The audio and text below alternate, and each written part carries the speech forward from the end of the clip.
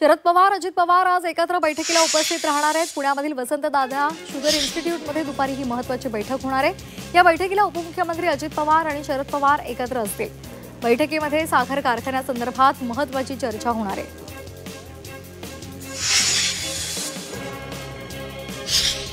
पुण्यामध्ये 60 औषध विक्रेत्यांना एफडीएनं नोटीस बजावली आहे। तातडीनं औषध विक्री थांबवण्याचे आदेश या औषध विक्रेत्यांना देण्यात आलेले आहेत। प्रिस्क्रिप्शन विना औषध विकल्यामुळे त्यांच्यावर ही कारवाई करण्यात आली आहे। दरम्यान पुणे विभागातील 17 ठिकाणी औषधांचे नमुने तपासणीसाठी पाठवण्यात आले।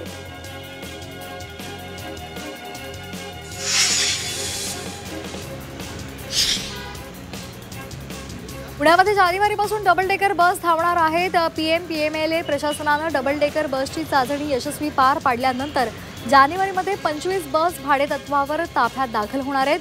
पहिल्या टप्प्यामध्ये देहू आळंदी, मगरपट्टा खराडी, हिंजवडी फेज 3 आणि रामवडी इथे विमानतळ आणि त्याचबरोबर चिंचवड ते हिंजवडी या 5 मार्गांवर या बसेस धावणार आहेत। या बसचं तिकीट हे ई बस इतकंच असणार आहे।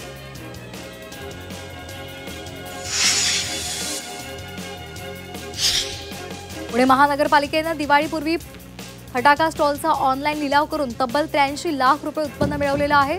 एकूण 192 स्टॉल्सपैकी 125 स्टॉल्सचा यशस्वी लिलाव झाला, तर 67 स्टॉल्स विक्री अभावीच शिल्लक राहिलेले आहेत। शहरातील 13 ठिकाणी लिलाव पार पडला आहे। पुणे महानगरपालिकेच्या शाळांमधील विद्यार्थ्यांच्या सुरक्षेसाठी आणखी 90 शाळांमध्ये सीसीटीव्ही बसवण्याचा निर्णय घेण्यात आलेला आहे। यासाठी 4 कोटी रुपयांच्या निधीला मान्यता देण्यात आली आहे। पहिल्या टप्प्यामध्ये 91 शाळांमध्ये 862 सीसीटीव्ही बसवले जाणार होते। बदलापूर घटनेनंतर राज्य शासनानं सर्व शाळांमध्ये सीसीटीव्ही बसवण्याचे आदेश दिलेले आहेत।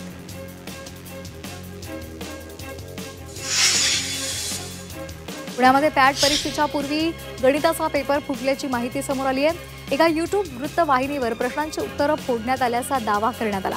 या प्रकरणामध्ये पुण्यामध्ये विश्रामबाग पोलीस ठाण्यामध्ये गुन्हा दाखल करण्यात आला आहे। नाशिकच्या चांदवड तालुक्यातील शेतशिवारामधील बंद असलेले पाणंद रस्ते पुन्हा एकदा सुरू करण्याचा निर्णय घेण्यात आला आहे। इथल्या स्वातंत्र्यपूर्व काळापासून बंद असलेला रस्ता शिवपानंद योजनेमुळे खुला झालेला आहे। ग्रामस्थ शेतकऱ्यांनी सहकार्य केल्यामुळे प्रशासनाने ही मोहीम राबवली आहे। नाशिकच्या येवल्यामधील आंबेडकरी चळवळीचे पदाधिकारी संघटनांच्या प्रतिनिधींनी जाहीर निषेध व्यक्त केलेला आहे। भारताचे सरन्यायाधीश भूषण गवई यांच्यावर चप्पल फेकून झालेल्या हल्ल्याचा निषेध व्यक्त करण्यात आला आहे। आरोपीवर कठोर कारवाई करावी अशी मागणी सुद्धा करण्यात आली आहे।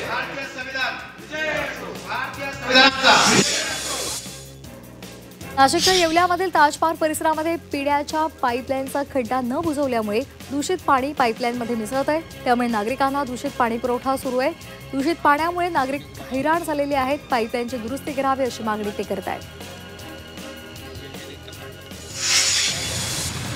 नाशिकमध्ये सातपूरमध्ये पोलीस आता ॲक्शन मोडवर आलेले आहेत। सातपूर परिसरातील 60 टवाळखोरांवर प्रतिबंधात्मक कारवाई करण्यात आली आहे। अशोकनगर भागामध्ये नाकाबंदी करून जवळपास 100 ते 125 वाहनांची तपासणी करण्यात आली आहे, तर रेकॉर्डवरील गुन्हेगारांची माहिती संकलित करून त्यांच्यावर ही कारवाई केली जाणार आहे।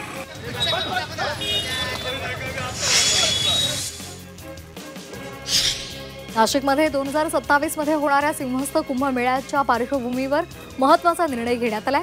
कुंभमेळा प्राधिकरणाच्या कामकाजासाठी महाराष्ट्र शासनानं 76 पदांच्या निर्मितीला मान्यता दिली आहे। त्यापैकी 52 पदं नियमित असणार आहेत, तर 24 पदं मनुष्य सेवा बाह्य यंत्रणेद्वारे भरली जाणार आहेत।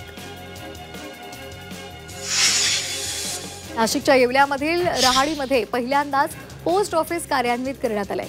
या गावामधील ग्रामस्थ अद्याप पोस्ट ऑफिसच्या सेवेपासून वंचित होते।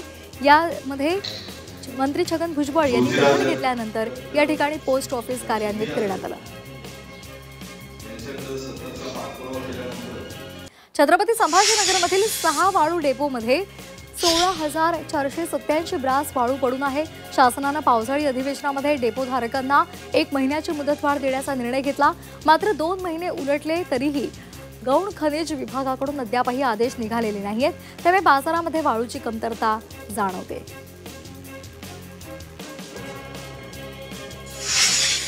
छत्रपती संभाजीनगर महापालिकेमध्ये निवृत्त अधिकारी कर्मचाऱ्यांची संख्या झपाट्याने वाढते।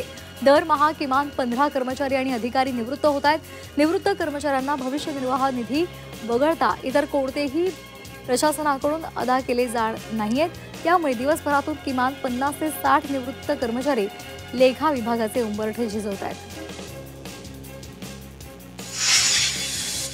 छत्रपती संभाजीनगर महापालिकेनं हर्सुल इथला तलाव परिसरामध्ये वॉटर पार्क उभारण्याचा निर्णय घेतलेला आहे. जांभूळबनमध्ये 4 एकर जागेमध्ये वॉटर पार्क विकसित करायला मंजुरी दिली आहे. त्याचबरोबर अत्यावश्यक सुविधा सुद्धा उपलब्ध करून दिल्या जाणार होत्या. मात्र अद्यापही ते काम कागदावरच राहिले.